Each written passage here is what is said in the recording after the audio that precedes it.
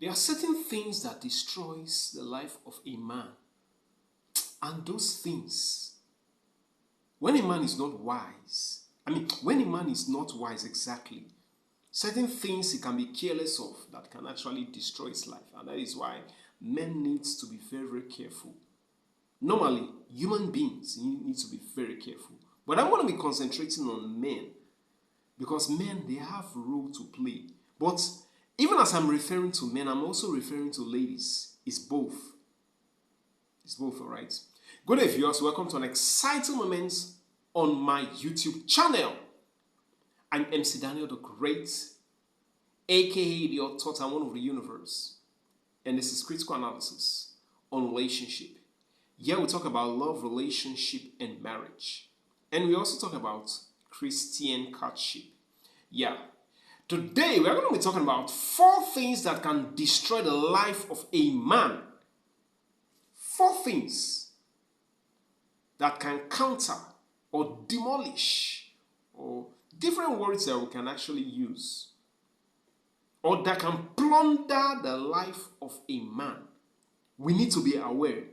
To be informed is to be transformed, but to be uninformed is to be deformed.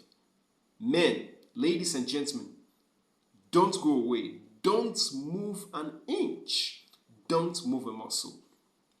All right, let's go straight to the point. Number 1, disobedience to parents and leaders. Disobedience to parents and leaders. This is one of the things that can hinder, that can destroy the life of a man. Right?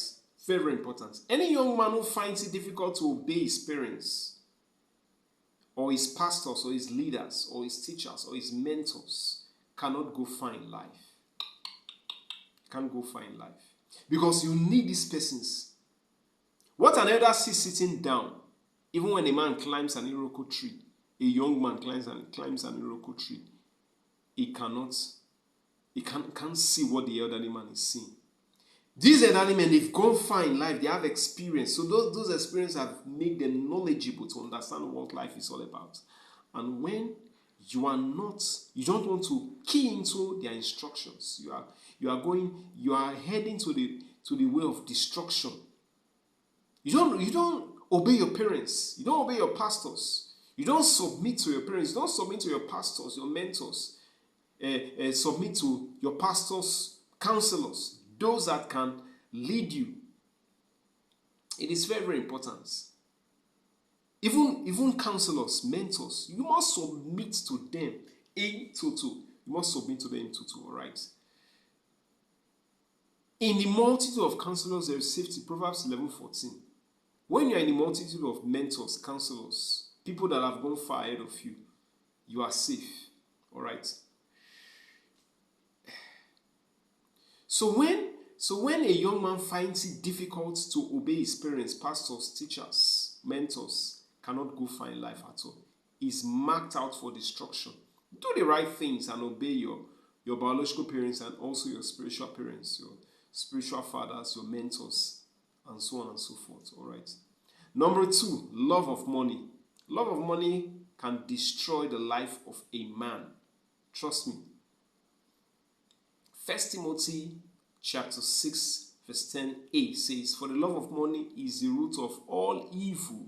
We have to be careful. Money has destroyed youths in Nigeria. No, not money. The love of money. Now, what is happening in Nigeria? Small boys, teenagers, youths, they are going into yahoo, the love of money. So many are going into ritual killing, the love of money. All these ones will destroy the life of them later in future. Look at what is happening to these yahoo boys. They die at early age because we don't know what they've signed. Some of them, the love of money have made so many people sold their soul to the devil, and the devil has nothing to offer to you. Whatever he gives to you, he demands for your life. And by the time you are trying to desist from it, once you have sold your soul to the devil, you can't come out. If you are trying to come out, death awaits you. All right. What brings all of this? The love of money. It hinders you. It destroys a man. Or it destroys the life of a man, all right? Number 3, wrong marital choice. Wrong marital choice destroys the life of a man. Life of a man and a woman, but men most especially, right? Men most especially. Impatience, choosing carnally, can make a young man to end in the hands of his enemies, or a wrong partner, or a wrong person. Wrong choice of a marriage partner can destroy or limit the destiny of a man and hinder him from fulfilling the plan of God for his life. Proverbs 31:30 says, favor is deceitful and beauty is vain, but a woman that feareth the Lord, she shall be praised. You need a woman that feareth the Lord. Some people, when they're in your already, it makes them to marry the wrong partner. You need, as a man, you need a God-fearing woman. Not just a Christian or the woman goes to church. You need a God-fearing woman. But when you marry the wrong person, let you know that I'm just talking about the guys only. Even the lady, you need a God-fearing man. Once you marry the wrong person, you are doomed. You keep on praying and fasting for God to change that person. But you saw those warning signs, you ignored it. That is what is happening to so many marriages. So many marriages are crumbling. So many marriages, they are in a marriage, but they are struggling. People don't know until they decide to divorce. That is when you know that the marriage has been going through tough time. All right.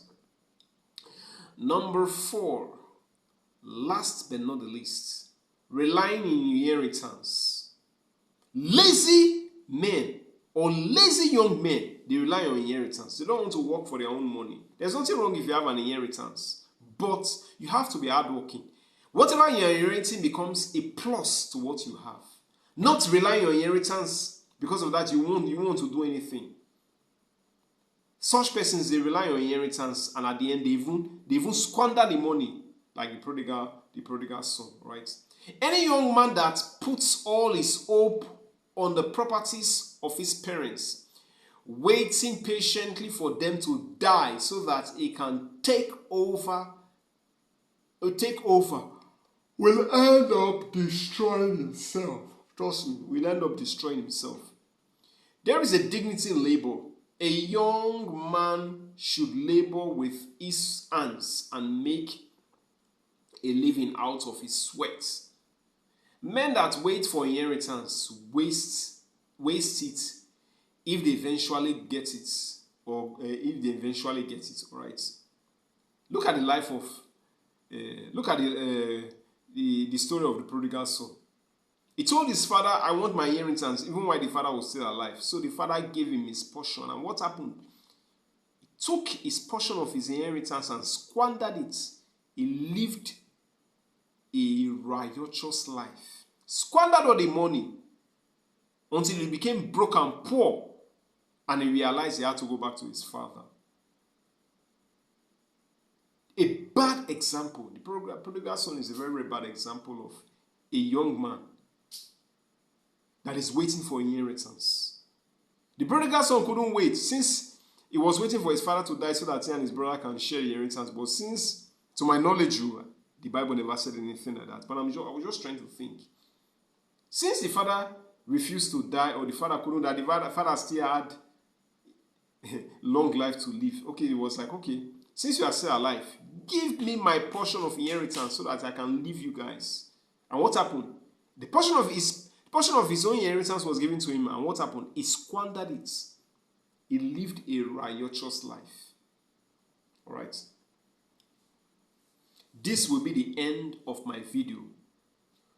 Drop your comment at the comment section. Like, share, and comments. Don't forget to give it the thumbs up, right?